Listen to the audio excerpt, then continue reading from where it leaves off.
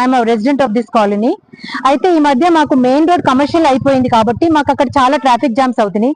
Most of us are using the 60 feet road అండి. నేను చాలా సార్లు ఈ రోడ్ లో వెళ్తుండగా నాకు అసలు ఫ్రీ లెఫ్ట్ ఉండదు.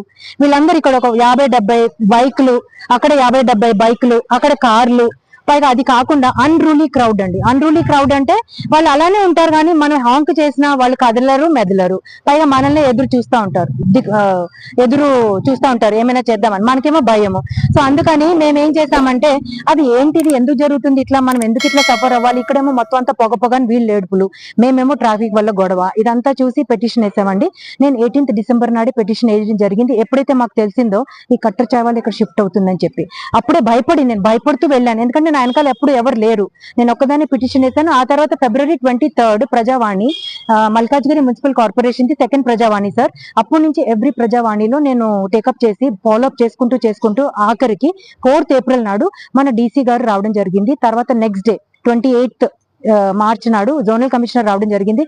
ఇది unauthorized establishment, unauthorized construction within a residential area అని చెప్పడం జరిగింది. So he was given the orders of seizing the material. So 4th April నాడు సీజ్ చేసేసారండి మెటీరియల్ సీజ్ చేసినాక వాళ్ళు నోటీస్ ఇవ్వడం జరుగుతుంది కదా సాధారణంగానే. సో ఆ నోటీస్ పీరియడ్ 14th April కి ముగుస్తుంది. సో ఈలోగా నేను లా అండ్ ఆర్డర్ ప్రకారంగా కూడా నేను అవినాష్ మోంతి సార్ని, ఆ తర్వాత వారేమో డీసీపీకి వెళ్ళమని, తర్వాత డీసీపీ ట్రాఫిక్ అందరూ వాళ్ళ డ్యూటీలు చేసుకున్నారు.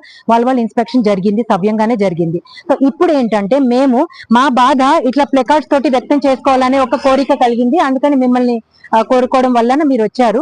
So this we would like to present tomorrow in Prajavani sir to sir మా కమిషనర్ సార్ రేపు వస్తున్నారు, రేపు వస్తామని చెప్పారు. So we want justice sir.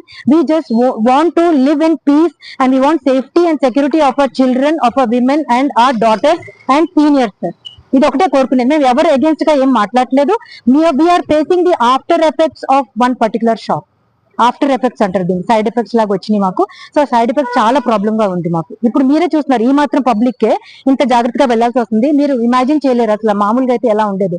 పైగా బైక్ రేసులు సార్, రాత్రి పూట అడ్డంగా రోడ్డు మీద బర్త్డే పార్టీలు సెలబ్రేట్ చేసుకోవడం, నిద్ర లేదు. అందుకనే మా ప్లెకార్డ్స్ లో రాసాం మేము, we want sleep, we want to live happily, we want to live healthily, ఇవన్నీ రాసుకోవడం వల్ల, ఎందుకంటే ఇది మా బాధ వ్యక్తం చేసుకున్నాం మేము. It is not out of passion ఆరో లేకపోతే ఏదో సంతోషం వల్ల మేమే వ్యక్తం చేసుకోలేదు. చాలా అవస్థ పడుతున్నాం సార్. మీరే చూస్తుంటారు అంతమంది వృద్ధులు ఉన్నారు. మాకు ఇది నార్త్ పార్క్ కూడా ఇక్కడ ఉంటుంది సార్, చాలా ఫేమస్ పార్క్. వీళ్ళందరూ ఇక్కడ నడిచి వెళ్ళడానికి కూడా ఈ ఆంటీ చెప్పినట్టు చాలా ప్రాబ్లం అవుతుంది మాకు. That is the only issue sir. We don't want anything that will effect hour piece, safety and security of the residents of defence colony sir. అంతే చెప్పదలుచుకున్నా. This is a very simple, it's a straight issue between residents and municipal corporation.